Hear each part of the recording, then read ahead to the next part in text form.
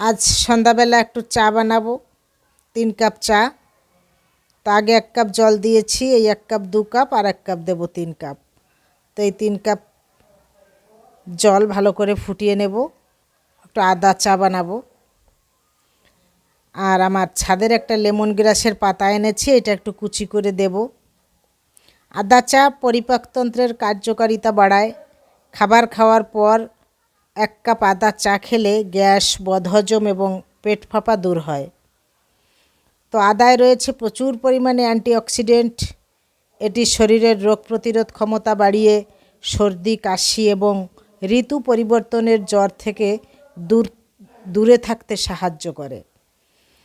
তো ভ্রমণের সময় যাদের মাথা ঘোরে বা বমি বমি ভাব লাগে, তাদের জন্য আদা চা দারুণ কার্যকরী।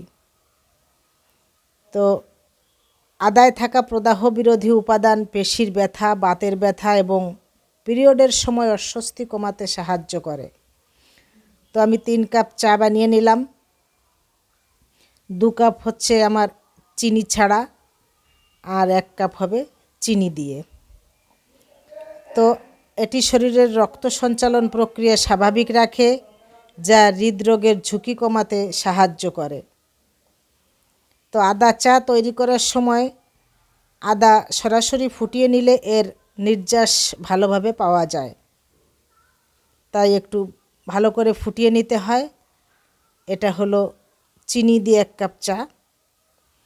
তো সকাল সন্ধ্যা দুবার শীতকালে বিশেষ করে 1 কাপ আদা চা খাওয়া যেতেই পারে। এতে গলা ব্যথা কমে এবং গলা খুসখুস করা বিভিন্ন সমস্যা এটা দারুণ কাজ হয়। আমার 3 কাপ চা হয়ে গেছে। এটা আমার, এটা ছেলের, এটা ছেলের বাবার। 2টো চিনি ছাড়া, 1টা চিনি দিয়ে।